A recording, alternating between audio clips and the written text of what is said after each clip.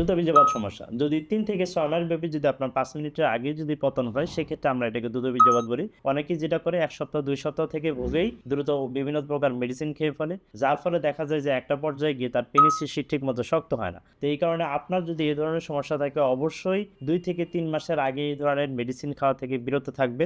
নিজেই কিছু হোম রেমেডির মাধ্যমে এই ধরনের সমস্যার সমাধান করা যায়। যেমন আপনি যদি স্টার্ট অ্যান্ড স্টপ পদ্ধতি ফলো করেন, এই একটা পদ্ধতির মাধ্যমে আপনি এই ধরনের সমস্যার সমাধান করতে পারেন। খুবই সহজ এই পদ্ধতিটা আপনি পেনিস চালু না করলে থেমে করবেন। অর্থাৎ ২-৩ বার করে এবার থামলেন, আবার ২-৩ বার করে ডিপ ব্রিথিং নিয়ে আবার থামলেন। এই স্টার্ট স্টপ পদ্ধতি করতে পারেন। এর পাশাপাশি আপনার পেলভিক ফ্লোরের মাংসপেশি শক্তিশালী করতে যেই মাংসপেশিগুলো আপনার দীর্ঘ সময় সহবাসের টাইমটাকে বাড়িয়ে দেয়, সেই মাংসপেশিগুলোকে শক্তিশালী করতে আপনি কেগেল এক্সারসাইজ করতে পারেন। কেগেল এক্সারসাইজ খুবই সহজ। আপনার টয়লেটের রাস্তা অথবা প্রস্রাবের রাস্তাটাকে সংকোচন করে টাইট করে ধরে রেখে ১, ২, ৩ বলে ছেড়ে দিবেন। ৩ সেকেন্ড ধরে রাখবেন, ২ সেকেন্ডে ছেড়ে দিবেন। এই এক্সারসাইজটি করবেন হলো দিনে ২ থেকে ৩ বেলা, প্রতিবার ১০ বার করে। এই এক্সারসাইজটি যদি কেউ ১২ সপ্তাহ ব্যাপী করে, দিনে ২ থেকে ৩ বার করে, তাহলে দেখা যায় এই ধরনের সমস্যা খুব সহজে একটা সমাধান হয়ে যায়। এই সমস্যা নিয়ে আপনাদের যদি আরো কোনো প্রশ্ন থাকে তাহলে আমাদেরকে কমেন্টে জানাতে পারেন অথবা আমাদেরকে ইনবক্স করতে পারেন।